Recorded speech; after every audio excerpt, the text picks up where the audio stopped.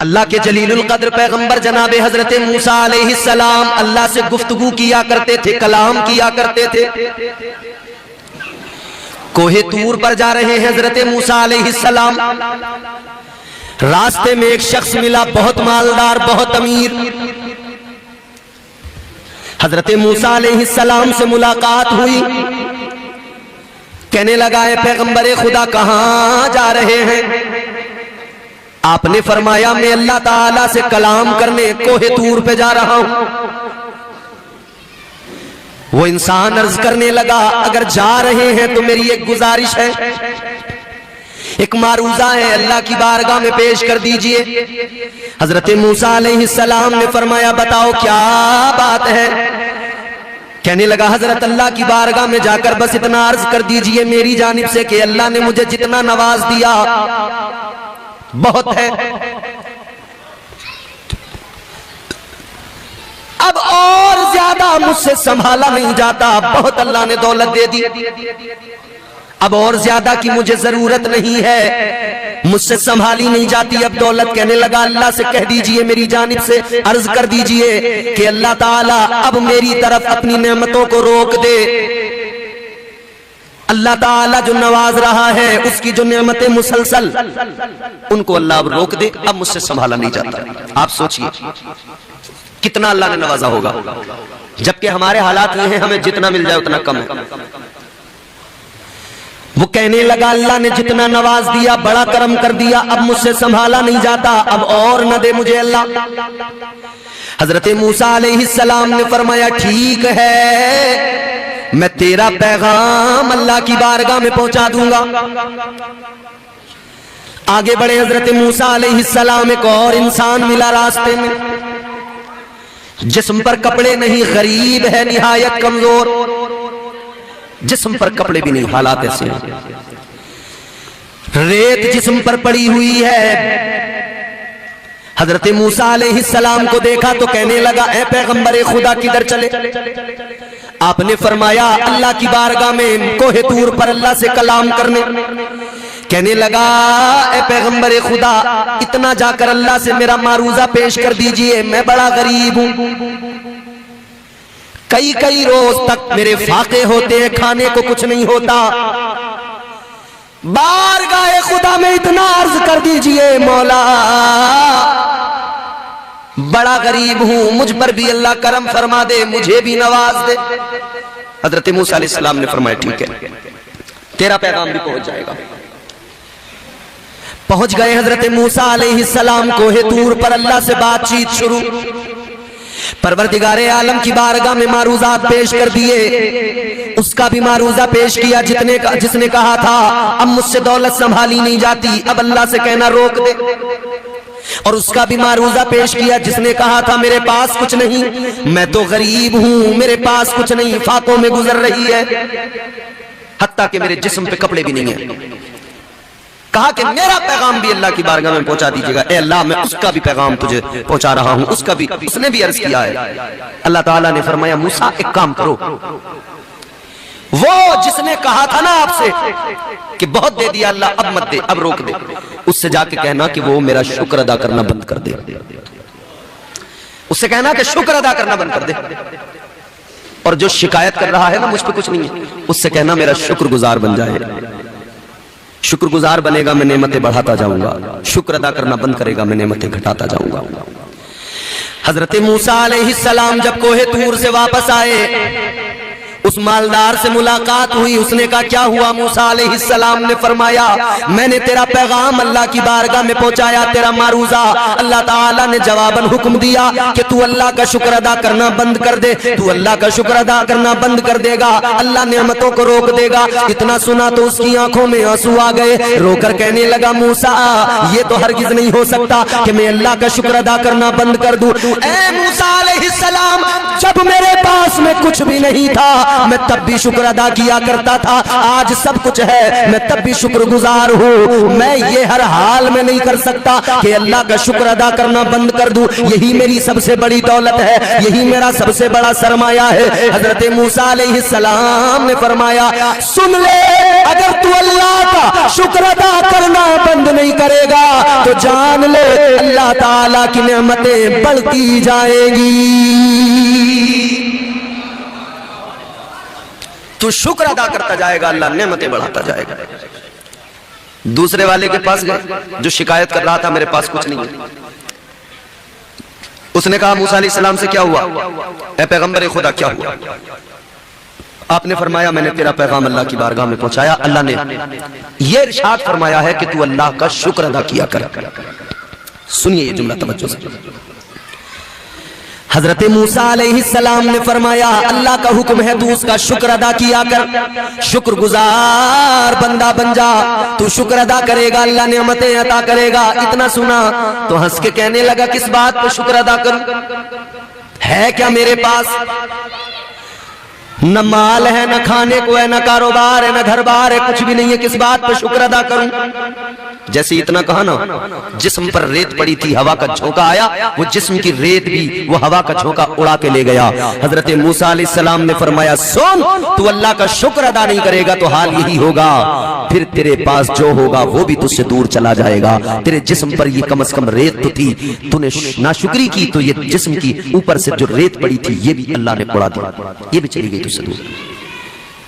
تو اللہ تعالیٰ شکر کرنے والے کو نعمتیں عطا کرتا ہے اور اس کی بڑھا دیتا ہے۔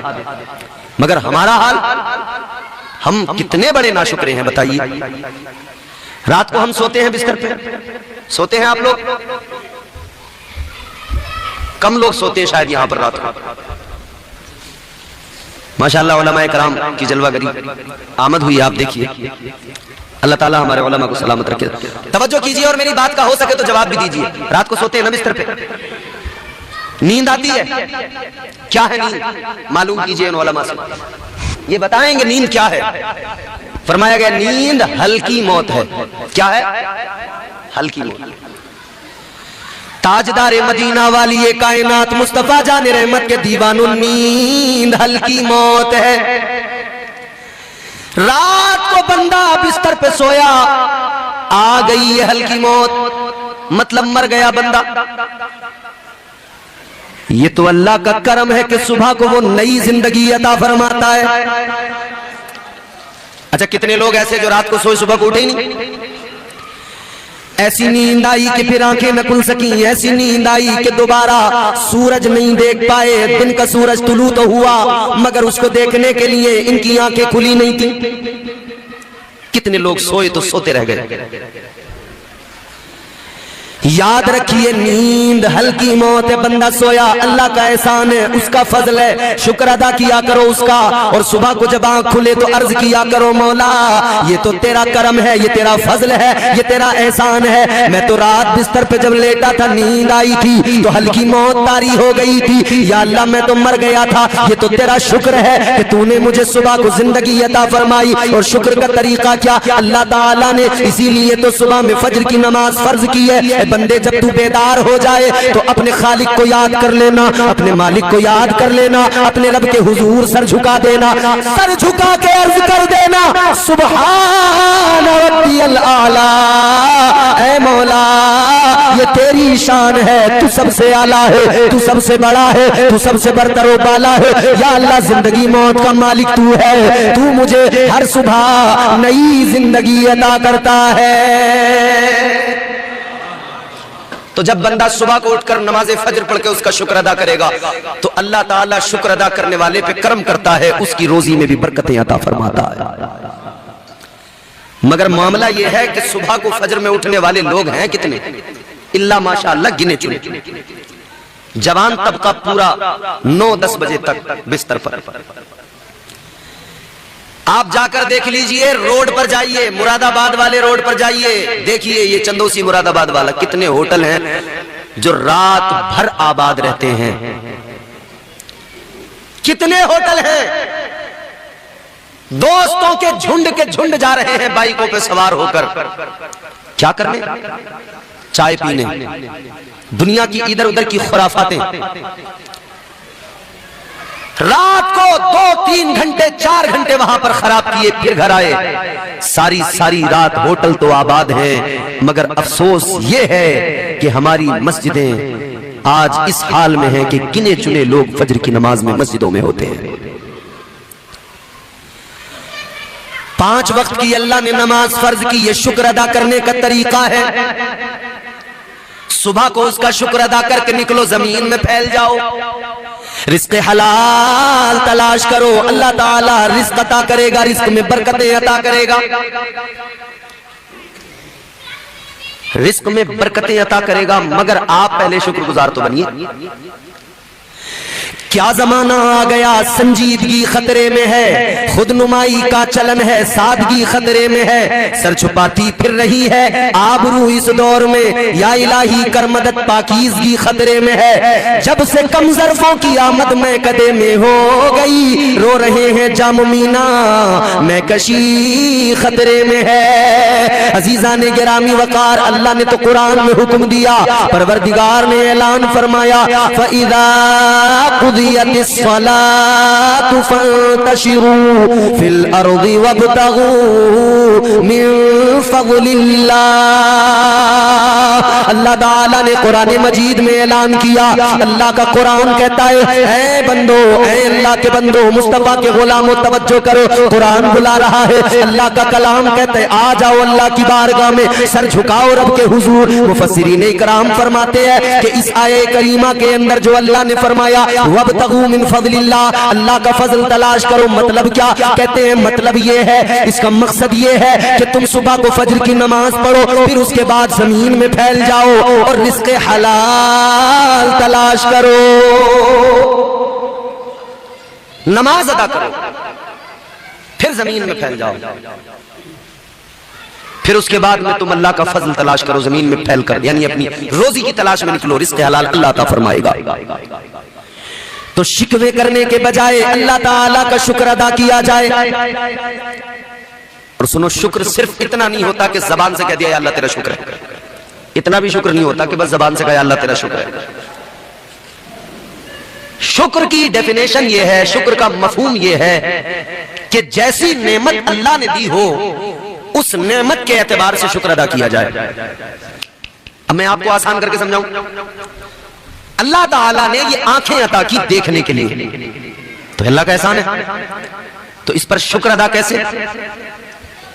اس پر شکر ادا اس طرح سے کہ یہ آنکھیں جب بھی دیکھیں وہ دیکھیں جو اسلام دکھانا چاہتا ہے، یہ آنکھیں کبھی گندے مناظر نہ دیکھیں، بے حیائی نہ دیکھیں، یہ آنکھیں دیکھیں تو قرآن کو دیکھیں، یہ آنکھیں دیکھیں تو اللہ کے کلام کو دیکھیں، یہ آنکھیں دیکھیں تو مسجد کو دیکھیں، یہ آنکھیں دیکھیں مدرسے کو دیکھیں، یہ آنکھیں دیکھیں نیک لوگوں کو دیکھیں، ان آنکھوں سے گندے مناظر نہ دیکھے جائیں۔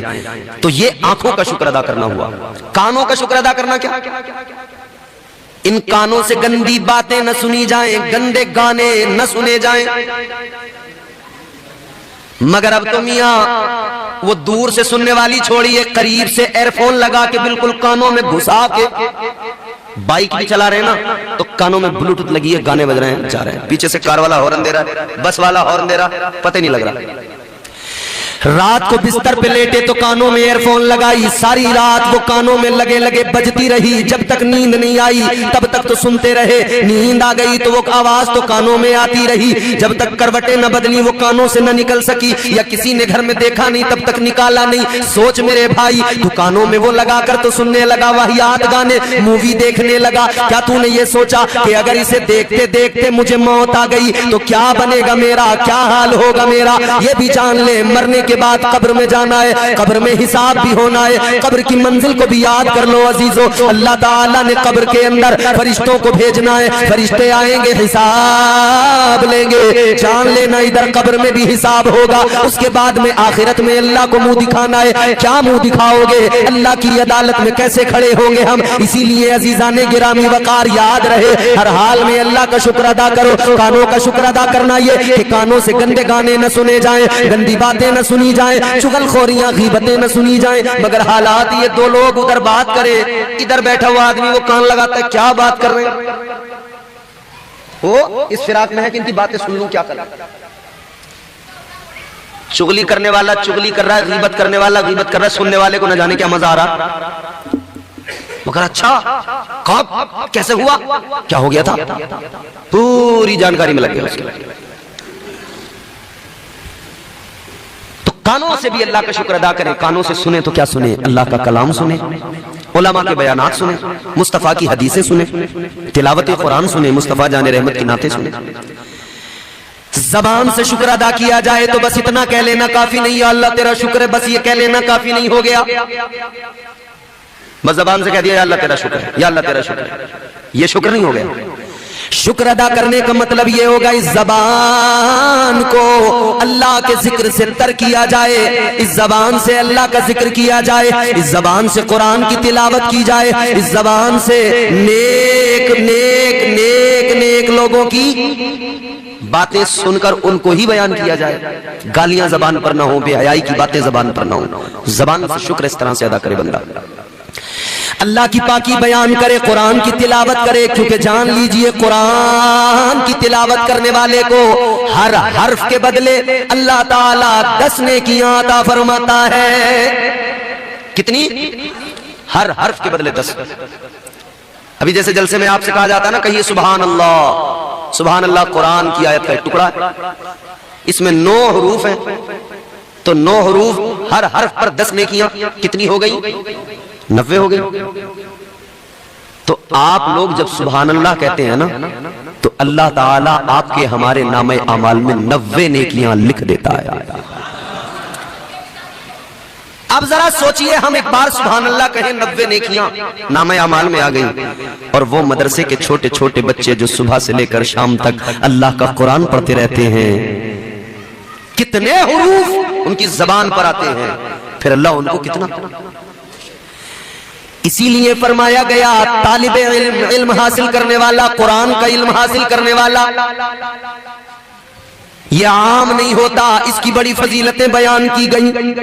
یہ ادارہ ہے دارالعلوم مسعودیہ. جان لیجئے جب اس ادارے کا کوئی طالب علم باہر نکلتا ہے, گزرتا ہوا آگے بڑھتا ہے, جہاں جہاں سے اس کا گزر ہوتا ہے وہاں وہاں اللہ تعالیٰ کی رحمتوں کا نزول ہوتا ہے. کیوں؟ اس لیے کہ اس کی زبان پر قرآن ہے, اس کی زبان پر اللہ کا کلام ہے. ہمارا حال تو یہ رمضان سے رمضان سال میں 1 مرتبہ قرآن اٹھا لیا, مگر یہ بچے روزانہ روزانہ الحمد کی الف سے لے کر والناس کی سین تک جھوم جھوم کر اداروں کے اندر, مدارس کے اندر یہ بچے جب جھوم جھوم کے پڑھتے ہیں. جانتے ہو آج جو نظام چل رہا ہے کائنات کا, سورج نکلتا ہے, غروب ہو جاتا ہے, چاند چمکتا ہے, اپنی منزلیں طے کرتا ہے, ستارے جگمگاتے ہیں, کس لیے؟ فرمایا گیا اگر اللہ کی زمین پر اللہ کا کلام پڑھنا بند کر دیا جائے تو یہ زمین قائم نہ رہ سکے گی, قیامت آ جائے گی, زمین کا نظام نہیں چل سکے گا. پھر نہ سورج نکلے گا, نہ چاند نکلے گا, نہ ستارے جگمگائیں گے, نہ یہ ہوائیں چلیں گی, اگر قرآن پڑھنا بند کر دیا جائے. اب ذرا سوچ کر فیصلہ کیجئے. ہم تو بستر پہ پڑے ہوتے ہیں, صبح کو فجر کی اذان ہوتی ہے, مدرسے میں مدرس اٹھ جاتے ہیں, مفتی آصف صاحب اٹھتے ہیں, قاری عثمان صاحب اٹھتے ہیں, اٹھ کر بچوں کو اٹھا دیتے ہیں. بچے اٹھنے کے بعد میں وضو کیا کرتے ہیں. یہ چھوٹے چھوٹے بچے وضو کرنے کے بعد میں اللہ کا کلام اٹھاتے ہیں, قرآن مجید اٹھاتے ہیں. تو دن میں بڑے حساب کتاب کرتا رہا, تو نے حساب کی ڈائریاں سامنے رکھی, مگر یہ چھوٹے چھوٹے بچے ہر دنیا کے حساب سے بے خبر ہیں. بس ایک حساب جانتے ہیں, استاذ نے اٹھا دیا ہے, یہ اٹھ گئے, انہوں نے ہاتھوں میں قرآن اٹھا لیا, اللہ کے کلام کی تلاوت کرنے لگے. الحمد کی الف کی چوٹی سے لے کر والناس کی سین کے گھیرے تک یہ جھوم جھوم کر پڑھتے رہے, یہ بار بار دہراتے رہے. جان لیجئے یہ جو نظام کائنات برابر چل رہا ہے, عذاب جو نہیں آ رہا ہے, ان قرآن پڑھنے والوں کے قرآن پڑھنے کی برکت کا نتیجہ ہے. ان قرآن پڑھنے والوں کو, پڑھانے والوں کو ہلکا نہ سمجھیے میاں, ہلکا نہ سمجھیے. یہ جہاں سے گزر جائیں اللہ تعالیٰ, اگر یہ کسی قبرستان سے گزر جائیں 40 روز تک اللہ اس قبرستان سے عذاب اٹھا لیتا ہے. بتائیے نا, سوچئے نا. اچھا ان کی ضرورت تو ہر جگہ پڑتی ہے. لوگ آج کل یہ ہے کہ مدرسے کے طلباء کو، مدرسے کے اساتذہ کو، علماء کو، ائمہ کو اہمیت ذرا کم دینے لگے. یہ سوچتے ہیں کہ یہ مدرسے کے مولوی کنویں کے مینڈک کی طرح ہیں، یہ کیا جانے دنیا اور دنیا داری. یہ بے خبر ہیں. 7-8 ہزار کی تنخواہ پہ گزارا کرنے والے، 8-10 ہزار کی تنخواہ پہ جینے والے، انہیں کیا پتا. او بے خبر، جان لے جو انہیں پتا ہے. اگر تجھے پتا لگ جائے تو تجھے سمجھ میں آئے کہ ان کا مقام کیا ہے. تو جانتا ہوگا دنیا کی سیاستیں،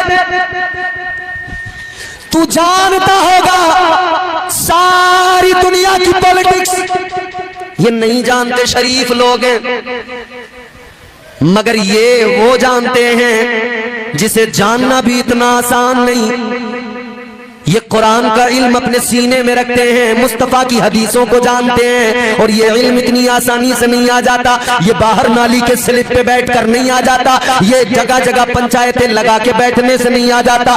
جان لو 10 سال جب مدرسے کے ٹاٹ پہ بیٹھ کر یہ محنتیں کیا کرتے ہیں، تب جا کے اللہ تعالیٰ انہیں یہ مرتبہ عطا فرماتا ہے. اور رہ گئی بات دولت کی، زمینداری کی، تو ہوں گے آپ مالدار، ہوں گے آپ زمیندار، ہوگی آپ کے پاس میں 50 بیگھہ زمین، 100 بیگھہ زمین، مگر جانتے ہو سب ادھر رہ جائے گی دنیا میں. آپ کا مال ادھر رہ جائے گا دنیا میں. آنکھ بند ہوئی سب پرایا ہو گیا. آپ کے مرتے ہی آپ کی اولاد لڑنے لگے گی حصے بٹواروں کے لیے. آپ کی آنکھیں بند ہوتے ہی کیلکولیٹر لے کے بیٹھ جائیں گے، اس میری باپ کی پراپرٹی میں میرا کتنا حصہ بنتا ہے، میرے بھائی کا کتنا حصہ بنتا ہے.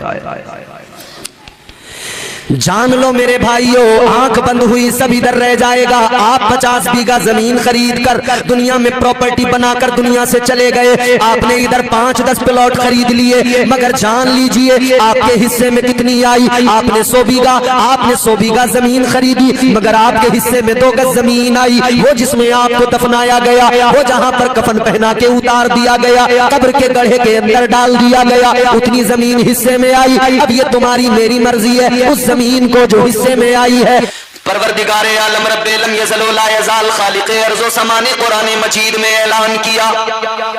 اللہ نے فرمایا منہا خلقناکم وفیہا نعیدکم ومنہا نخرجکم تارتا اخرى. پروردگار نے فرمایا اسی مٹی سے تم کو پیدا کیا گیا، اسی مٹی سے، اسی زمین سے اللہ نے پیدا کیا. منہا خلقناکم، اللہ نے اعلان کیا اے میرے بندو، اے انسانوں، تمہیں اسی مٹی سے پیدا کیا ہے، اسی زمین سے تمہارا وجود ہے، اسی زمین سے، اسی مٹی سے تمہیں بنایا گیا. اگلا ٹکڑا وفیہا نعیدکم، اور پھر واپس تمہیں اسی میں ملا دیا جائے گا. پیدا کیا پھر ملایا جائے گا. وَمِنْهَا نُخْرِجُكُمْ تَارَةً أُخْرَى، پھر ایک وقت آئے گا کہ تمہیں پھر دوبارہ انہی قبروں سے اٹھایا جائے گا. اے میرے عزیزوں غور کرو، اللہ نے مٹی سے پیدا کیا، زمین یہی ہے، اسی کی مٹی انسان کی تخلیق میں. جب اللہ نے دنیا کے پہلے انسان کو بنایا، پہلے بشر کو بنایا، حضرت آدم علیہ السلام، تمہارے میرے باپ نسل انسانی کے باپ جناب حضرت آدم علیہ السلام، جب اللہ نے حضرت آدم کو پیدا کیا تو پروردگار نے فرشتوں سے مشورتاً کہا. اللہ نے فرمایا، قرآن وضاحت دیتا ہے، قرآن بتاتا ہے، اللہ نے فرشتوں سے کہا وَإِذْ قَالَ رَبُّكَ لِلْمَلَائِكَةِ إِنِّي جَاعِلٌ فِي الْأَرْضِ خَلِيفَةً. اللہ نے فرمایا اے میرے فرشتوں، میں زمین میں اپنا خلیفہ بنانے والا ہوں. اب ایک ایک لفظ کو سنتے چلے جانا، قرآن آپ کو سناتا جاؤں گا اور اس کو سمجھتے چلے جانا. کیا فرمایا اللہ نے؟ فی الارض خلیفہ، زمین میں اپنا نائب بناؤں گا. کہاں؟ زمین میں. بات سمجھ میں آ رہی ہے نا؟ زمین میں اپنا خلیفہ بناؤں گا. اللہ نے یہ اعلان اسی روز کر دیا تھا کہ جب اللہ نے فرشتوں کو بتایا تھا کہ میں بنانے والا ہوں انسان. یہ اعلان اسی وقت ہو گیا تھا کہ انسان کو بنایا جا رہا ہے زمین کے لیے. یہ تو نہیں کہا کہ آسمان میں اپنا خلیفہ بناؤں گا، زمین میں اپنا خلیفہ. فی الارض خلیفہ، زمین میں اپنا خلیفہ. परवरदिगार आलम ने ऐलान कर दिया, मेरे फरिश्तों में जमीन में अपना खलीफा बनाऊंगा। तो फिर अल्लाह ने फरिश्तों को जब हुक्म दिया, जब आदमी बना तो फरिश्ते को भेजा, मिट्टी भी जमीन से लाओ, जमीन के लिए है तो जमीन से ही मिट्टी लाओ। फरिश्ता आ गया जमीन पर, कौन आया? बुलबुले सिदरा, ताइरे सिदरा, जनाबे हजरत जिब्राइल अमीन जमीन पर आए। एक मुश्त खाक उठाना है, मिट्टी उठाना चाहते हैं, जमीन रोने लगी, जमीन गिड़गिड़ाने लगी। जमीन ने कहा जिब्राइल मिट्टी ना उठाओ, ऐ जिब्राइल इंसान बनेगा, वो जमीन पे आएगा, खुरेजी करेगा, फितना और फसाद करेगा। ऐ जिब्राइल, जमीन रोने लगी, कहने लगी मिट्टी ना लेकर जाओ। लेकिन बुलबुले सिदरा ने देखा जमीन रो रही है, जमीन का रोना देखा, रहम आ गया, खाली हाथ अल्लाह की बारगाह में पहुंच गए। अल्लाह तबारक व तआला ने फरमाया, ऐ जिब्राइल क्या हुआ, मिट्टी लेकर नहीं आए?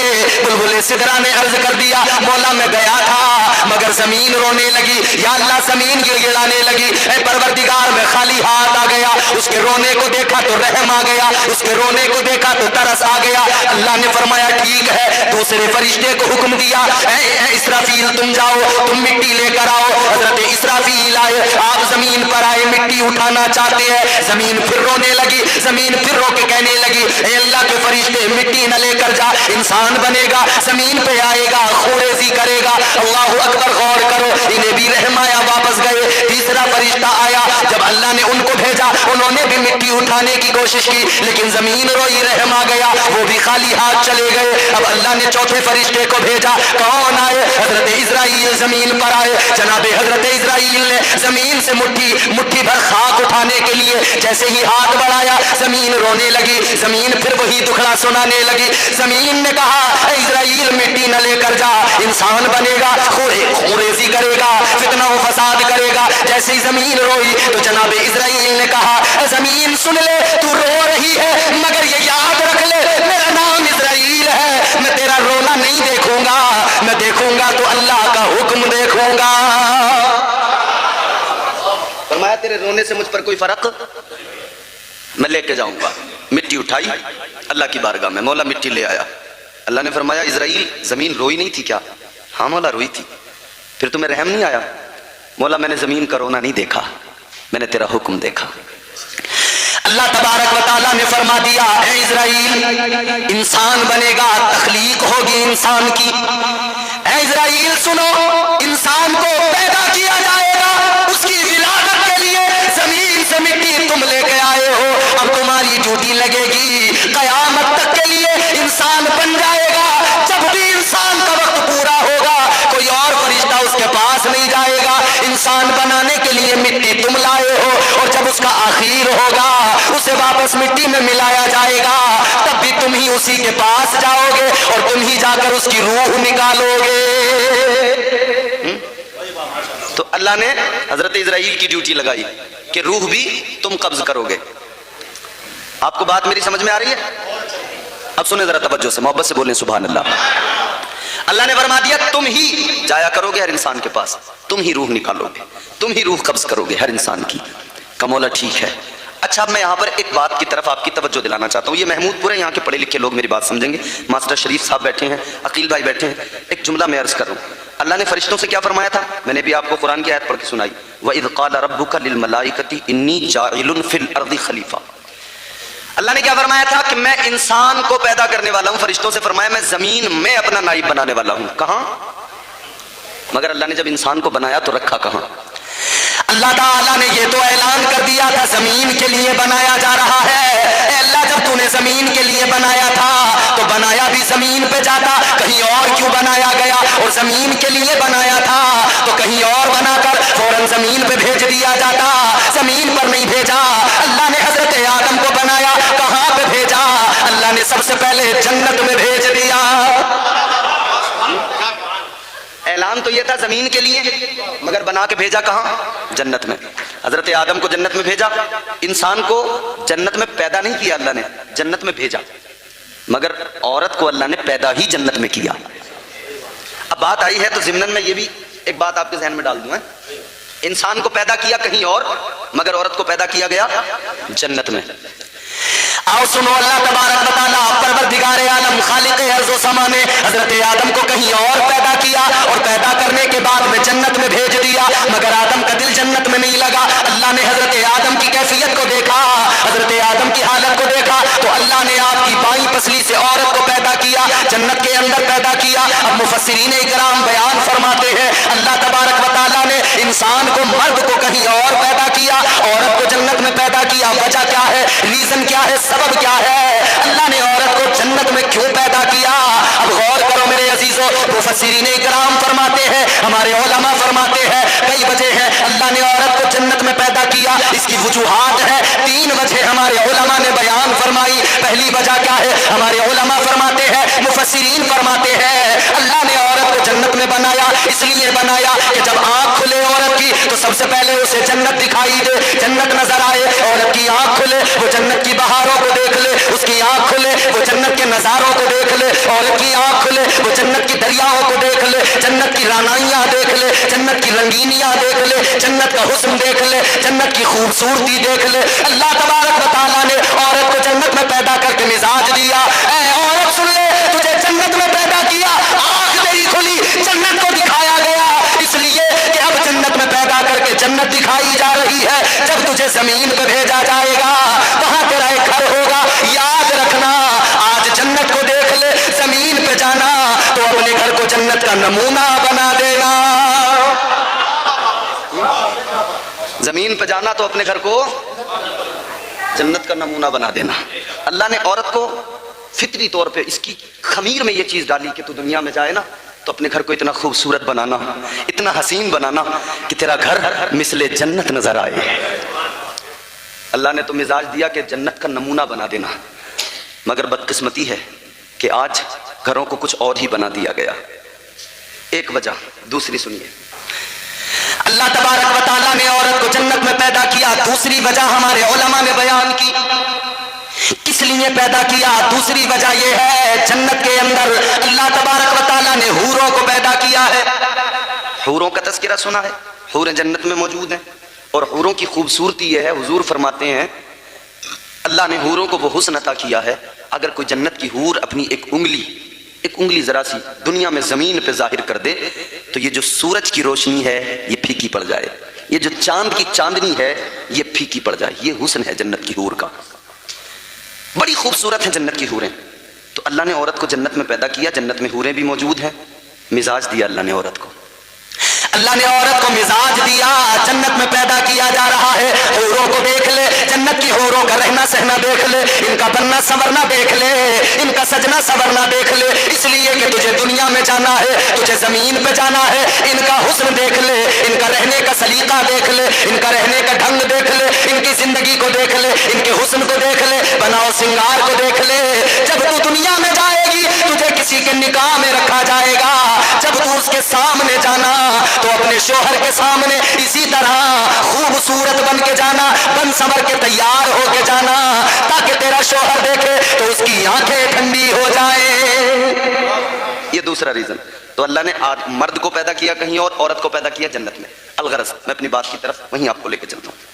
اللہ نے پیدا کیا تو اعلان کیا ہے؟ زمین کے لیے، مگر کہاں رکھا؟ جنت میں۔ کیا وجہ ہے؟ کیوں ڈائریکٹلی اللہ نے زمین پہ نہیں بھیج دیا؟ اس میں بھی بہت ساری وجوہات ہیں۔ اللہ کے ہر کام میں حکمت ہے، ہر کام میں رب کی حکمت ہے۔ پروردگار عالم نے جناب حضرت آدم علیہ السلام کو جناب حضرت حوا کو فرما دیا، اللہ کا قرآن کہتا ہے اللہ نے فرما دیا وَقُلْنَا يَا آدَمُ اسْكُنْ أَنْتَ وَزَوْجُكَ الْجَنَّةَ، اللہ نے فرمایا اے آدم اپنی زوجہ کے ساتھ جنت میں رہو، جو چاہو کھاؤ، جو چاہو پیو، وَكُلَا مِنْهَا حَيْثُ شِئْتُمَا وَلَا تَقْرَبَا هَٰذِهِ الشَّجَرَةَ فَتَكُونَا مِنَ الظَّالِمِينَ۔ اللہ نے فرمایا جنت میں جاؤ، جنت میں رہو، جو چاہو وہ کھاؤ، جیسے چاہو گزارو، مگر اتنا یاد رہے ایک شجر ہے جسے شجر ممنوعہ کہا گیا ہے، اس کے قریب نہ جانا، اس کے پھل کو نہ کھانا، اگر اس کو کھا لیا اللہ کا قرآن کہتا ہے فَتَكُونَا مِنَ الظَّالِمِينَ، اگر اسے کھا لیا تو یاد رکھنا شمار تمہارا ظالموں میں ہو جائے گا۔ اللہ نے جنت میں رکھ دیا، مگر پھر وہی بات میں آپ سے کہوں گا جنت میں رکھ دیا، لیکن اعلان تو یہ تھا نا کہ زمین کے لیے بنایا، تو جنت میں کیوں رکھا؟ اب ہمارے علماء بیان فرماتے، مفسرین بیان فرماتے کہ اس کی ایک وجہ یہ بھی ہے، اللہ تعالیٰ نے انسان کو پیدا تو اسی لیے کیا کہ اللہ کا اعلان ہے منہا خلقناکم، اسی زمین سے پیدا کیا جا رہا ہے، اور دوسری آیت اگلا ٹکڑا اس آیت کا وفیہا نعیدکم، اسی میں ملایا جائے گا، مگر اس درمیان جو وقت گزرے گا پیدا ہونے کے بعد سے لے کر اسی مٹی میں واپس ملنے تک کا جو وقت گزرے گا، یہی زندگی کا سفر کہلاتا ہے، یہی زندگی کا سفر ہے۔ اس زندگی کے سفر میں جب تم رہو گے تو اللہ نے پہلے جنت میں رکھا، جنت کو دکھایا، جنت کے نظارے دکھائے، جنت کے پھل دکھائے، جنت کی نہریں دکھائی، جنت کے میوے دکھائے، جنت کے میوے کھلائے، اللہ نے ساری رعنائیاں دکھائی اور یہ مزاج دیا، اے انسان جا تو رہا ہے زمین پر، ایک تھوڑا سا وقت تجھے گزارنا ہے، لیکن اتنا یاد رکھ لے تیرا اصل ٹھکانہ یہی جنت ہے، وہاں تھوڑی سی گزارے گا، باقی زندگی یہی گزارے گا۔ آج تجھے جنت کے اندر جنت کے نظاروں کو دکھایا گیا، جا زمین پہ جانا اور جانے کے بعد میں اس جنت کو بھول نہ جانا، اس جنت کو یاد رکھنا، وہ سفر ایسے کرنا، زندگی ایسے گزارنا کہ جب تم واپس آئے تو تیرا ٹھکانہ صرف جنت ہو، کہیں اور تیرا ٹھکانہ نہ ہو، اسے یاد رکھنا، یہی جنت تیرا ٹھکانہ بنے۔ دوسری وجہ بھی سنیں، اللہ نے پیدا کیا جنت میں رکھا، دوسری وجہ کیا ہے؟ پروردگار عالم نے دوسری وجہ بھی مفسرین فرماتے، دوسرا یہ اللہ کے ہر کام میں حکمت، دوسری حکمت یہ ہے کہ اللہ نے حضرت آدم کو جنت میں رکھا تو یہ بھی فرمایا کہ شجر ممنوعہ کے قریب نہ جانا، ایک درخت ہے اس کا پھل نہیں کھانا، وہ کیا ہے؟ 3 قول ہیں علماء کے، بعض علماء فرماتے ہیں کہ وہ گیہوں کا دانہ، گیہوں کا درخت ہے، گیہوں کا پھل ہے جسے کھانے سے منع کیا گیا۔ اچھا جو گیہوں آج ہمارے سامنے ہے، یہ چھوٹا سا دانہ ہوتا ہے نا گیہوں کا، یہ گیہوں نہیں، اس وقت کا گیہوں الگ تھا، وہ بڑا دانہ تھا۔ فرماتے ہیں مفسرین کہ وہ گیہوں اس وقت کا جو تھا نا تقریباً تربوز کے برابر تھا۔ گیہوں کے دانے میں ایک لکیر نظر آتی ہے نا بیچ میں، وہ لکیر کیا ہے؟ فرمایا گیا کہ جب حضرت حوا نے دانے گندم کھایا اور آدھا حضرت آدم کو کھلایا تو انہوں نے توڑ کے کھایا، وہ بڑا تھا تو توڑ کے آدھا خود نے کھایا، آدھا حضرت آدم کو کھلایا، جس دن سے انہوں نے توڑا اسی دن سے گیہوں کے دانے میں لکیر پڑ گئی۔ اللہ تعالیٰ نے حضرت آدم علیہ السلام حضرت حوا کو کہہ دیا اس درخت کے قریب نہ جانا، تو علماء فرماتے ہیں کہ یا تو وہ گیہوں کا دانہ، گیہوں کا پھل، یا پھر وہ انگور ہے، یا پھر وہ انجیر ہے، بہرحال اللہ نے منع کر دیا اس کے قریب نہ جانا۔ لیکن شیطان ازلی دشمن ہے، شیطان انسان کا ازلی دشمن ہے۔ اللہ تعالیٰ نے قرآن مجید میں فرمایا یا ایھا الذین آمنوا لا تتبعوا خطوات الشیطان انہ لکم عدو مبین۔ اللہ نے فرمایا اے ایمان والو شیطان کی اتباع نہ کرو، شیطان کے بہکاوے میں نہ آؤ، شیطان کے پیچھے نہ چلو، یاد رکھو یہ شیطان تمہارا کھلا دشمن ہے، شیطان ازلی دشمن ہے، شیطان اس وقت سے دشمن ہے جب آدم کو بنایا گیا، پہلے بشر کو بنایا گیا، تمہارے میرے باپ کو بنایا گیا، نسل انسانی کے باپ کو بنایا گیا، آدم بنے، آدم کو سجدہ کرنے کا اللہ نے فرشتوں کو حکم دیا، اللہ نے فرمایا وَإِذْ قُلْنَا لِلْمَلَائِكَةِ اسْجُدُوا لِآدَمَ فَسَجَدُوا إِلَّا إِبْلِيسَ، اللہ نے فرشتوں کو حکم دیا آدم کو سجدہ کرو، سارے فرشتوں نے سجدہ کیا، شیطان نے نہیں کیا، ابلیس نے نہیں کیا، اللہ نے لعنت کا ٹوک گلے میں ڈال دیا، مردود بنا دیا، اپنی بارگاہ سے نکال دیا، فرمایا دفع ہو جا، اب یہ بن گیا دشمن حضرت آدم کا، کہنے لگا مولا میں آدم کا دشمن ہوں، آدمیت کا دشمن ہوں، میں انسان کا دشمن ہوں، اور مولا تجھ سے میری گزارش ہے یا اللہ تجھ سے ایک معروضہ ہے۔ اللہ نے فرمایا بول کیا کہنا چاہتا ہے؟ لعنت کا ٹوک گلے میں پڑ گیا، ابلیس بن گیا، لیکن اللہ سے مانگ رہا ہے۔ اللہ نے فرمایا بول، کہنے لگا مولا میری عمر کو بڑھا دے، میری عمر کو لمبا کر دے۔ اللہ نے فرمایا ٹھیک ہے تیری عمر کو طویل کیا جاتا ہے، کتنی لمبی عمر اللہ نے کر دی۔ اللہ نے فرمایا جا جا شیطان جا، جب قیامت کا پہلا سور پھونکا جائے گا تب تک کی تجھے عمر دی جاتی ہے۔ اللہ نے عمر طویل کر دی۔ اب آگے بڑھو، اللہ کی بارگاہ میں کہنے لگا قال فبعزتک لأغوینہم اجمعین، اللہ کی بارگاہ میں کہنے لگا اے مولا مجھے تیرے عزت و جلال کی قسم ہے جب تک میں زمین پر رہوں گا، جب تک دنیا میں رہوں گا، انسان کو بہکاتا رہوں گا۔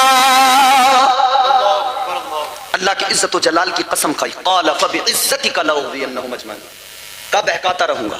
تو یہ ہے ازلی دشمن۔ تو اس نے ادھر اللہ کی بارگاہ میں قسم کھائی تو کام بھی فوراً شروع کر دیا۔ اب اس نے کہا مجھے بہکانا ہے انسان کو۔ اس نے کہا یار میں جنت میں آتا جاتا تھا، مجھے نکال دیا گیا، کس کی وجہ سے؟ آدم کی وجہ سے، تو اب میں آدم کو بھی جنت سے نکالوں۔ تو اس نے کہا اب کیسے نکالوں، جنت میں تو جا نہیں سکتا، تو کیسے کروں؟ اچھا میری بات جو ہے نا تھوڑی سی طویل ہو رہی ہے، میں اسے بہت جلدی نیچے لاؤں گا سمیٹ کے، مگر ضمناً بات آ رہی ہے تو میں عرض کر رہا ہوں۔ ابھی میں اپنی گفتگو کا پہلا ٹکڑا بیان کر رہا ہوں، منہا خلقناکم، اس زمین سے، اس مٹی سے اللہ نے پیدا کیا۔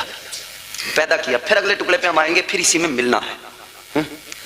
اللہ والے نے یوں نیت ہی ہاتھوں کو اٹھایا، ہاتھ باندھ کے نماز کی نیت کر کے کھڑے ہو گئے۔ ادھر ان شرابیوں نے دیکھا، انہوں نے بھی نیت کی، یہ بھی ہاتھ باندھ کے کھڑے ہو گئے۔ اللہ والے نے قیام کیا، قیام کے بعد میں رکوع کیا، رکوع کے بعد میں سجدے میں سر رکھ دیا، انہوں نے بھی سجدے میں سر رکھ دیا۔ اللہ والے نے رو کر، آنسو بہا کر اللہ کی بارگاہ میں عرض کیا، اے مولا، اے پروردگار، ان کے سروں کو جھکانا میرا کام تھا، اب ان کے دلوں کو جھکانا تیرا کام ہے۔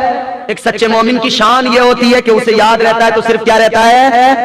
اللہ یاد رہتا ہے۔ کیا یاد رہتا ہے؟ مگر میں حیران ہوں آج کا مسلمان کیسا اللہ کو بھول گیا۔ شراب اسے یاد ہے، ہر دن اسے شراب یاد ہے، ہر دن شراب کی بوتل پکڑتا ہے، ہر دن شراب پیتا ہے۔ کیسا مسلمان ہے؟ ادھر تو میرے آقا نے فرما دیا، قال رسول اللہ صلی اللہ تعالی علیہ وسلم، انما الخمر یا ایھا المؤمنون۔ میرے آقا نے تو آواز لگا دی تھی، اعلان کر دیا تھا، میرے مصطفیٰ نے تو سبق دے دیا تھا، اے میرا کلمہ پڑھنے والے، یہ جو شراب ہے یہ اللہ نے تم پر حرام کر دی ہے۔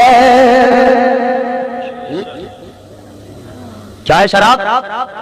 اور قرآن میں بھی اللہ نے فرما دیا، انما الخمر والمیسر والانصاب والازلام رجس من عمل الشیطان۔ اللہ کے قرآن نے فرما دیا شراب پینا، جوا کھیلنا، یہ تمام جو کام ہے اللہ کا قرآن کہتا ہے یہ شیطان والے کام ہے۔ شراب پینا کس کا کام ہے؟ زور سے بولو۔ جوا کھیلنا کس کا کام؟ رجس من عمل الشیطان۔ قرآن کہہ رہا ہے کہ یہ کام کس کا ہے؟ شیطان کا۔ ارے کیسا مسلمان اپنے آپ کو کہتا ہے مسلمان اور کام وہ کرتا ہے جو قرآن کہتا ہے شیطان کا کام ہے۔ ادھر 11ویں پر اہتمام بھی کرتا ہے۔ اچھا یہ بھی بات سنیں آپ، 11ویں پر اس نے لنگر کا بھی اہتمام کر دیا، 10 20 2 4 5 جیسا بجٹ تھا دیگیں بریانی کی بنا دی، بناتے نہیں بریانی کی دیگیں۔ یہ 11ویں کا لنگر ہو گیا، 11 دیگیں بنوا دی، یہ 6 کا لنگر ہو گیا، 6 دیگیں بنوا دی، یہ 12ویں کا لنگر 12 پتیلے بریانی کے بنوا دیے۔ بریانی تو یاد رہی ثواب کا کام ہے، یاد رکھنا ضروری ہے، مگر انہیں یاد رکھنے سے پہلے اللہ تبارک و تعالیٰ کے نافذ کردہ احکامات کو یاد رکھتا۔ یاد رکھ لے میرے عزیز، دین صرف بریانی کھانے کا نام نہیں ہے، اسلام بریانی کا نام نہیں ہے، اس لیے میرے عزیزو یاد رکھنا یہ دین ہے میرے آقا کا، یہ دین بریانی سے نہیں پھیلا، یہ دین تو حسین کی قربانی سے پھیلا ہے۔ قوم بریانی کے پیچھے بھاگ رہی ہے، صرف گوشت کھانے کا مسلمان، بریانی کھانے کا مسلمان۔ شراب کی بوتل ہاتھ میں، تجھے پتہ نہیں ہے میرے آقا نے فرمایا شراب ام الخبائث ہے، ساری برائیوں کی جڑ ہے شراب، ساری خرابیوں کی ماں ہے، ساری برائیوں کی ماں ہے۔ شراب پی انسان نے ہوش باقی نہیں رہا، اب اسے پتہ نہیں کہ اپنی ماں کو گالی دے رہا ہوں یا اپنی بیوی کو گالی دے رہا ہوں یا اپنی بہن کو گالی دے رہا ہوں۔ تو اس شراب کو پیتا ہے جو تجھے یہ بھی فرق نہیں ہونے دیتی ہے کہ سامنے تیری ماں ہے، جو تجھے یہ بھی پتہ نہیں لگنے دیتی سامنے تیری بہن کھڑی ہے، تو بہن کو بھی گالی دے دیتا ہے، ماں کو بھی گالی دے دیتا ہے۔ او میرے عزیز، اگر تجھے شراب پینا ہے یہ شراب نہ پی جو تجھے نالی میں گراتی ہے، تیری زبان پر جس کی وجہ سے گالیاں آتی ہیں، یہ نشہ نہ کر، یہ شراب نہ پی۔ اگر تجھے شراب پینی ہے میں بتاتا ہوں پی، شوق سے پی، میں تجھے بتاتا ہوں پتا۔ اگر تجھے شراب پینی ہے یہ گندی شراب نہ پی، شراب پینی ہے تو آ کر عشق رسول کی شراب پی لے، اللہ کی محبت کے جام پی لے، نبی کی محبت کے جام پی لے۔ شراب طہور، وہ شراب طہور جو جنت میں پلائی جائے گی۔ اے میرے عزیز، دنیا کی بوتل کو ہاتھ لگایا غلاظت گندی ہے، اسے ہاتھ نہ لگانا۔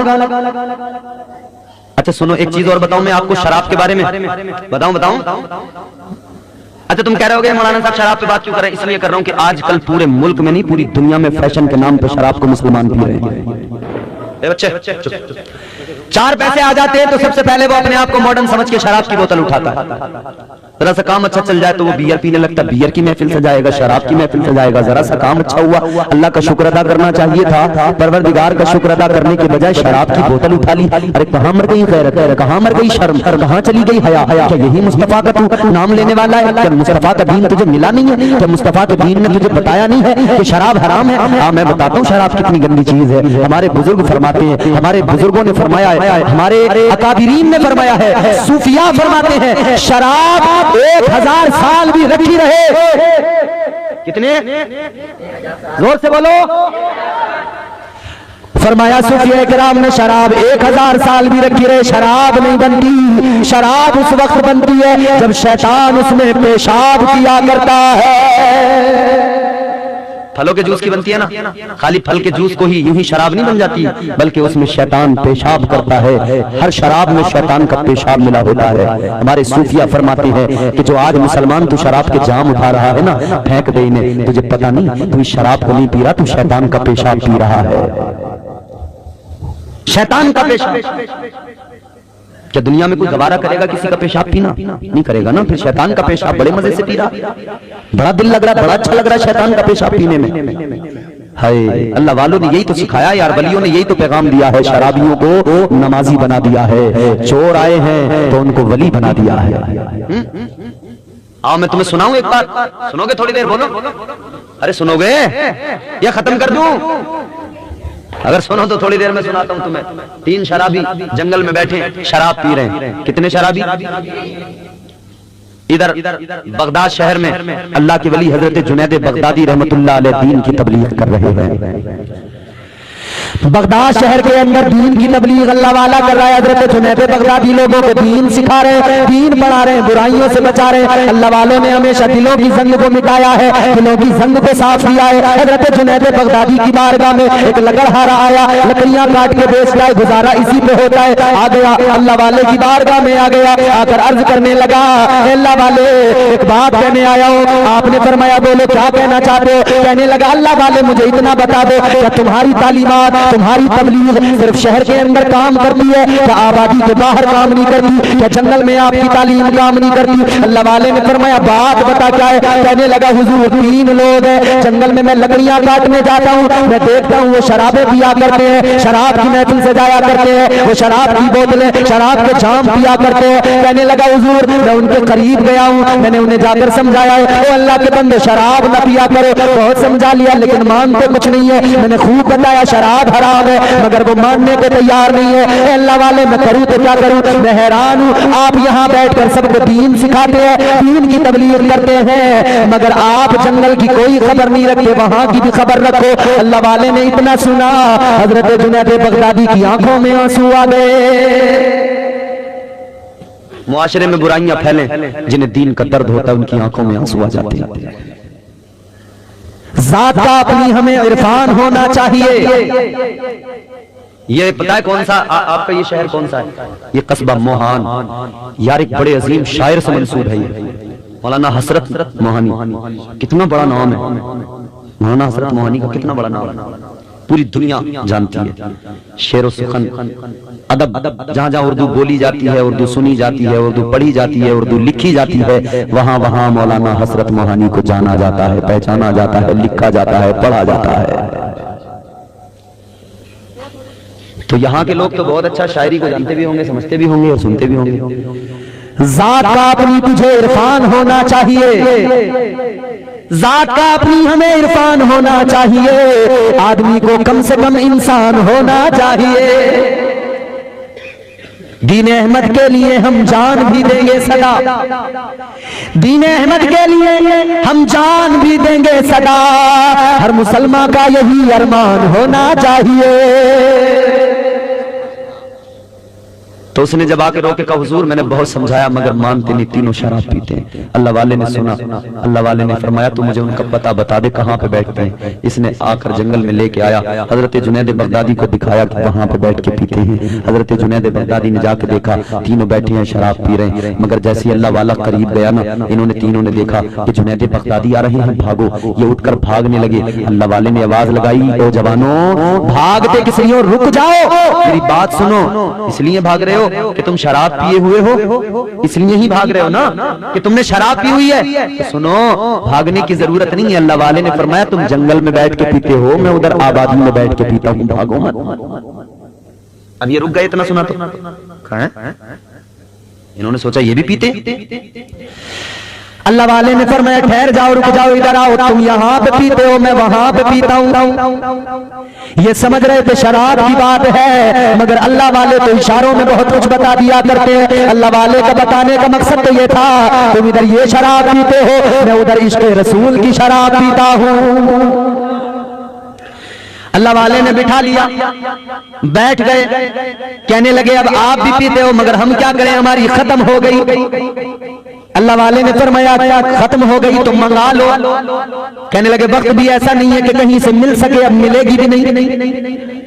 اللہ والے نے فرمایا پینا چاہتے ہو؟ کہاں پینا تو چاہتے مگر ملے گی نہیں۔ حضرت جنید بغدادی نے فرمایا پینا چاہتے ہو؟ کہنے لگے پینا تو چاہتے مگر ملے گی نہیں۔ اللہ والے نے فرمایا ضرور ملے گی، انتظام میں کروں گا، اگر تم پینا چاہتے ہو تو بتاؤ۔ کہنے لگے مسکرانے لگے، خوش ہو گئے، کہنے لگے پھر تو مزہ آ جائے گا، آپ اگر انتظام کر دیں تو بڑی اچھی بات ہو جائے۔ کہنے لگے ساتھ بیٹھ کے پیئیں گے۔ اللہ والے نے فرمایا منگا تو دوں گا، انتظام تو کر دوں گا، مگر پہلے تمہیں میری بات ماننا پڑے گی۔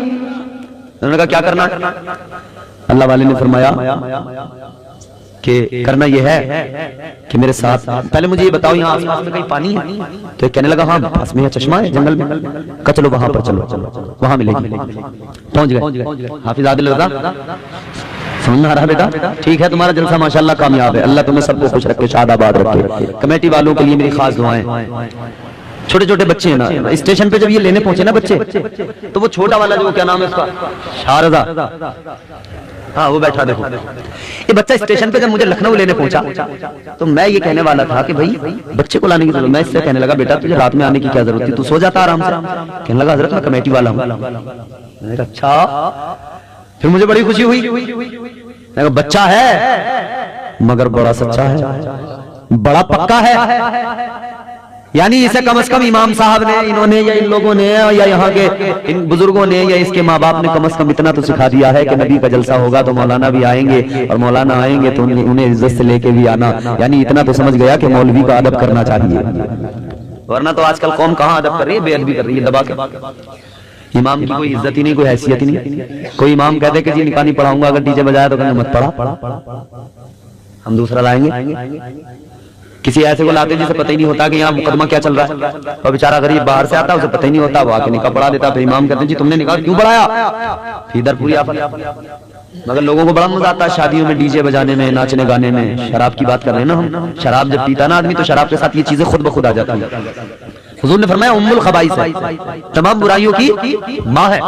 شراب پیے گا تو جوا بھی کھیلے گا، شراب پیے گا تو ناچنا گانا بھی کرے گا، شراب پیے گا شہوت بھی بیدار ہوگی، شراب پیے گا آرام کاری بھی کرے گا، شراب پیے گا بدکاری بھی کرے گا، شراب پیے گا گالیاں بھی دے گا۔ شراب پی پی کے زبان کتنی گندی ہو جاتی ہے جانتے ہیں؟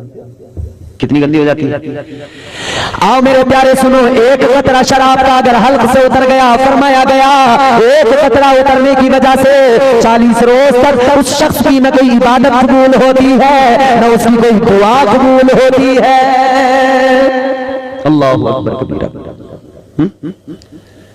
تو اللہ والے نے فرمایا شراب چاہیے؟ کہاں چاہیے؟ کہا پانی کا چشمہ بتاؤ کہاں؟ یہاں ہے۔ لے کر گئے پانی کے چشمے پہ پہنچے، انہوں نے کہا جی پانی کا چشمہ تو یہ ہے، منگاؤ شراب۔ اللہ والے نے فرمایا شراب تو ملے گی مگر پہلے جیسے میں کرتا ہوں ویسے کرو۔ انہیں تو شراب کی ضرورت تھی، انہوں نے کہا ٹھیک ہے۔ اچھا نشہ کرنے والے میں ایک بات آپ نے دیکھی ہوگی، سمجھ رہے ہو، اسے جب تک نشہ ملتا نہیں ہے نا وہ بے چین رہتا ہے، پریشان رہتا ہے، بے چین رہتا ہے۔ وہ ہمارا چھوٹا بھائی ہے، وہ میڈیکل اسٹور چلاتا ہے۔ ایک روز میں بیٹھا تھا وہاں پر، ایک نوجوان لڑکا تقریباً اس کی عمر 18 سال ہوگی، 17-18 سال کا، پتلا دبلا، کھانپ رہا ہے۔ مجھے لگا کہ یہ شاید بیمار ہے، بخار ہے، یہ دوائی لینے آیا ہے۔ وہ آ کے ہمارے چھوٹے بھائی سے کہنے لگا کہ مجھے فلاں چیز دے دو، میں تو نام بھی نہیں جانتا، وہ چیزیں ایسی ایسی چیزیں چل رہی ہیں آج کل۔ اس نے کہا نہیں ہے، وہ صاحب اس کے پیروں میں گر گیا، کہنے لگا کچھ بھی کرو مجھے دے دو۔ اس نے کہا ہے ہی نہیں تو کہاں سے تم رکھتا ہی نہیں، پیروں میں گر گیا، کہنے لگا وہ مجھے چاہیے۔ تو اس نے بھائی نے مجھے بتایا کہ یہ نشہ کرنے والا ہے، نشے کی چیز مانگ رہا ہے، ان کی حالت یہ ہو جاتی ہے جب تک نہیں ملے نا تڑپتے رہتے ہیں، پریشان رہتے ہیں، لوٹتے ہیں، تمہارے پیر پکڑ لیں گے، جو کرنا پڑے کریں گے، کہیں چوری کریں گے، کہیں ڈکیتی کریں گے، کہیں مار کھائیں گے، کہیں بھیک مانگیں گے، کچھ بھی کرنا پڑے، مگر کسی بھی حال میں جب تک انہیں نشہ نہیں ملے گا جب تک یہ تڑپتے رہتے ہیں۔ ہائے ہائے ہائے ہائے، نئے نئے بچے 18 سال کے میری قوم کی برباد ہو گئے اور ہم تماشا دیکھ رہے ہیں۔ بولو وہ جوان جنہیں مصطفیٰ کے دین کا لمبردار بننا تھا، وہ آج شراب کی لت میں پڑ کر نالیوں میں گندے پڑے ہیں، کیڑوں کی طرح رنگ رہے ہیں، مگر کسی قوم کے کسی رہبر رہنما کو یہ فکر نہیں ہوتی کہ میں ان کا خیال کروں، انہیں اس دلدل سے نکال کے انہیں ایک اچھی زندگی دوں۔ کسی کو ہوتی ہے فکر؟ نہیں ہوتی، نہیں ہوتی کسی کو فکر۔ مگر سنو میرے عزیزوں، فکر اگر کی ہوتی تو آج یہ بچے نشہ نہیں کر رہے ہوتے، اگر فکر کی ہوتی تو آج یہ بچے شرابیں نہیں پی رہے ہوتے، ان کے ہاتھوں میں کتابیں دی ہوتی، ان کے ہاتھوں میں قلم دیے ہوتے، ان کے ہاتھ میں شراب کی بوتل نہ آتی، ان کے ہاتھ میں کتابیں ہوتی، ان کے ہاتھ میں قرآن ہوتا، ان کے ہاتھ میں بخاری ہوتی، ان کے ہاتھ میں مسلم ہوتی، ان کے ہاتھ میں ترمذی ہوتی۔ نہیں دیا آپ نے، نہیں بنایا ان کو عالم، نہیں بنایا ان کو حافظ، نہیں بنایا ان کو ڈاکٹر، نہیں بنایا انجینئر، نہیں بنایا تم نے ان کو پی ایچ ڈی نہیں کروائی، وکیل نہیں بنایا، کچھ نہیں بنایا، نہیں بنائے تم نے جج، نہیں بنائے تم نے آئی پی ایس، نہیں بنائے تم نے آئی اے ایس، کچھ نہیں کیا تم نے، صرف اور صرف تماشا دیکھا ہے، قوم برباد ہوتی رہی اور قوم کے رہنما تماشا دیکھتے رہے۔ بتاؤ کسی قومی رہنما نے کوئی کالج بنا کے دیا؟ کسی نے کوئی تمہیں ہاسٹل بنا کے دیا؟ کہ اس قوم کو کبھی فکر ہوئی کہ کالج اپنے بنائیں؟ کہ اس قوم کو کبھی فکر ہوئی کہ اسکول اپنے بنائیں؟ کہ اس قوم کو کبھی فکر ہوئی کہ غریب بچوں کو مفت میں تعلیم دینے کے لیے اسکول کھولے؟ کہ اس قوم کو کبھی فکر ہوئی کہ ہم اپنے ہاسٹلز بنائیں، انجینئرنگ کالج بنائیں، لا کالج بنائیں، میڈیکل کالج بنائیں؟ نہیں ہوئی نا فکر۔ اگر کوئی بناتا بھی ہے کوئی اسکول تو وہ صرف اور صرف بزنس کے لیے بناتا ہے، تجارت کے لیے بناتا ہے، وہ قوم سے کوئی ہمدردی نہیں کرتا، اسے اپنی قوم سے اپنی ملت سے کوئی ہمدردی نہیں ہوتی ہے، وہ صرف تجارت کرتا ہے۔ نہ میرے عزیزو تجارت نہ کرو، تعلیم کبھی تجارت کے لیے نہیں ہوتی ہے، تعلیم کو عام کرو۔ میرے مصطفیٰ نے تو پیغام دیا تھا، اے میری امت کے لوگوں تمہیں میں پیغام دے کے جا رہا ہوں۔ حضور نے فرمایا علم حاصل کرو، ماں کی گود سے لے کر قبر کی آگوش تک علم حاصل کرو، مگر تم نے اپنے بچوں کو جاہل بنا دیا، اپنے بچوں کو تم نے کتابیں نہیں دی، اپنے بچوں کو قلم نہیں دیے۔ آج کیا وجہ ہے؟ ہر جگہ پر رسوائی ہے، ہر جگہ پر ذلت ہے۔ آج کچہری کے اندر دوسرے کا بچہ وکیل ہے، میرا بچہ کچرے پہ شراب پی کے پڑا ہے۔ آج کچہری کے اندر کسی دوسرے کا بچہ بیٹھا ہوا جج کی کرسی پہ ہے، میرا بچہ شراب پی کے نالی میں پڑا ہے، مگر میری قوم تجھے کبھی فکر نہیں ہوتی کبھی فکر۔ یہاں کیا ہو رہا ہے؟ یا تو صرف موبائل چل رہے ہیں، صرف موبائل چل رہے ہیں، رات کا سناٹا ہو، ٹھنڈ کا موسم ہو، اماں ابا سب سو گئے، بیٹی لحاف کے اندر لیٹ کے موبائل چلا رہی ہے، اماں کو پتہ ہی نہیں ہے کہ گھر میں بیٹی کے پاس ایک الگ سے موبائل بھی ہے۔ بیٹا موبائل چلا رہا ہے، لحاف کے اندر منہ ڈھک کے ماں کہہ دیتی ہے نا کبھی کبھی ایک دو بار، بیٹا رکھ دے بس بہت رات ہوئی سو جا، تو وہ یوں لحاف کو ڈھک کر پوری طرح سے خود کو کور کرتا ہے، پھر یوں موبائل لے کے پھر موبائل چلاتا ہے۔ کیا دیکھتا ہے؟ اس میں گندی فلمیں دیکھتا ہے، گندی فلمیں دیکھ کے رات گزارنے والے تو قوم کا مستقبل ہے، تجھے اس لیے تو اللہ نے پیدا نہیں کیا تھا کہ تو اپنی زندگی کو یوں برباد کر دے، تجھے تو اللہ نے اس لیے پیدا کیا تھا کہ جب جب اسلام کو تیری ضرورت پڑے تو کبھی خالد بن ولید بن کے آئے، کبھی نور الدین زنگی بن کے آئے، کبھی صلاح الدین ایوبی بن کے آئے، جب جب تیری ضرورت پڑے تو میدان عمل میں نکل کے آئے۔ مگر ہائے افسوس، کیا ہو رہا ہے؟ موبائل چل رہا ہے، کیا ہو رہا ہے؟ اپنی بیٹیاں ننگی ہو رہی ہیں ناچ رہی ہیں، اپنی بہنوں کو ننگی ناچتا ہوا دیکھ رہا ہے موبائل۔ موبائل نے تباہ کر دیا اس قوم کو۔ آج یہ آزاد مزاجی اتنی آ گئی، نہ کسی بہن کے سر پہ دوپٹہ ہے، نہ کسی بہن کے اندر کوئی غیرت کوئی شرم باقی رہ گئی ہے، سب یوں ہی اس طرح سے بے پردہ گھوم رہی ہیں، سب بے پردہ ادھر ادھر۔ دیکھو لکھنؤ کی مارکیٹ میں، اناؤ میں جا کے دیکھو، دلی میں جا کے دیکھو، جہاں جا کے دیکھو، ایئرپورٹ پہ جا کے دیکھو بے پردہ تمہاری بیٹیاں، تم جا کر ریلوے اسٹیشن پہ دیکھو بے پردہ تمہاری بیٹیاں، تم جا کر شاپنگ مالس میں دیکھو بے پردہ تمہاری بیٹیاں۔ تمہیں کیا دیا؟ ماڈرنٹی کی بات کرتے ہو، اس ماڈرنٹی نے دیا کیا ہے؟ ارے تمہاری بیٹیوں کو تمہاری سامنے، تمہاری آنکھوں کے سامنے بے پردہ کر دیا۔ तुम तमाशा देखते रहे। ऐ मेरी बहनों, तुम्हें भी मेरा पैगाम है। वो मेरी बहन जो समझती है मॉडर्निटी इसी का नाम है, दुपट्टा निकाल के फेंक दो। जो समझती है मॉडर्निटी इसी का नाम है, अब हमें जो है मॉडर्न बनकर जिंदगी गुजारनी है, शराब पी लो। जो समझती है हमारी बहन की मॉडर्निटी इसी का नाम है, न मजहब देखो न नस्ल देखो, बस किसी से भी गैर मुस्लिम से शादी कर लो। अरे खिंजीर खाने वाले के बिस्तर पे जाने से पहले सोचा होता तूने नबी का कलमा पढ़ा है? खिंजीर खाने वाले के बिस्तर पे जाने से पहले तूने क्यों नहीं सोचा तू कनीज़ फातिमा बन सकती है? तूने क्यों नहीं सोचा जब उस शराब पीने वाले के लबों से लब लगा दिए,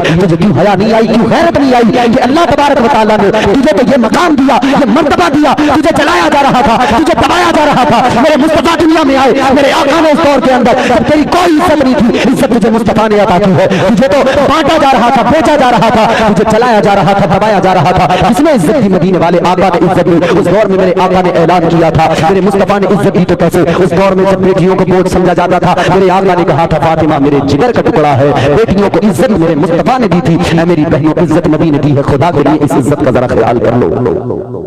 कोई इज्जत दे सकता है? जो इस्लाम ने इज्जत दे दी कोई दे सकता है दुनिया में? ये तो तुम्हें नंगा करना है। कितना नंगा कर दिया, कितना नंगा कर दिया, और कितना तुम्हारी इज्जतों को पामाल कर दिया। सोचे तो सही जरा। एक माचिस भी बगैर औरत की तस्वीर के नहीं बिकती जो 1 रुपए में बिक रही है। बोलो, एक माचिस उसकी कीमत है 1 रुपया, मगर तस्वीर उस पे भी औरत की। कितना सस्ता कर दिया औरत की इज्जत को, 1 रुपए में माचिस की डब्बी पे तस्वीर औरत की। कितना सस्ता कर दिया औरत की इज्जत को। मगर इस्लाम ने क्या इज्जत दी, इस्लाम ने क्या मकाम दिया? इस्लाम ने वो इज्जत दी तो इस्लाम ने कहा जैसे खजाना छुपा के रखे हो, वैसे ये बेटियां, ये बहनें, ये औरतें खजाना है, इन्हें घरों में छुपा के रखो। मगर नहीं दिखावा बहुत। तो बहरहाल मैं बात को जल्दी समेट रहा हूं, सुने। अल्लाह वाले ने फरमाया शराब चाहिए तो फिर जैसे मैं करूंगा वैसे तुम्हें करना पड़ेगा। अल्लाह वाले ने फरमाया जैसे मैं करूंगा तुम्हें भी करना पड़ेगा। कहने लगे क्या करना है? अल्लाह वाले ने फरमाया अब मैं जैसे करूं वैसे करना। तो अल्लाह के वली हजरत जुनैद बगदादी ने क्या किया?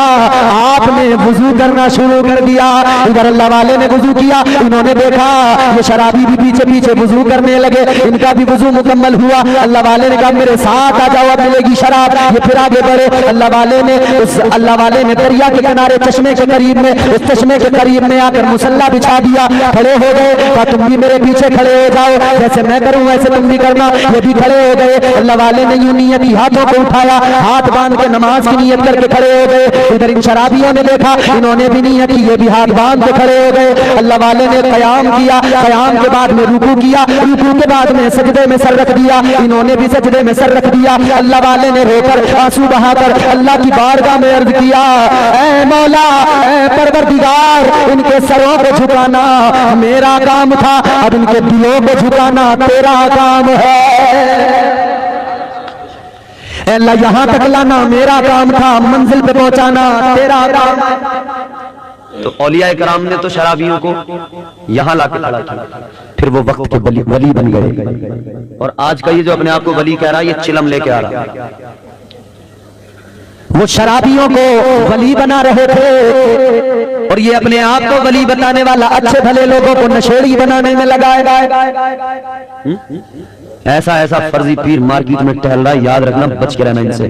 कुरान ने तो पहचान कराई है। बताऊं कुरान ने क्या पहचान कराई है वली की? बताऊं? आओ मेरे अजीजों, कुरान पढ़ो, उसकी न मानना, ऐसे वैसों की न मानना, अल्लाह की बात मानो। कुरान में अल्लाह ने वलियों की पहचान कराई। अल्लाह का कुरान कहता है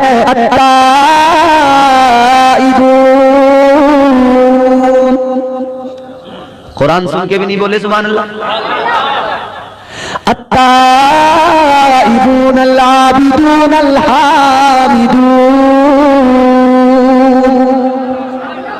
अल-हामिदून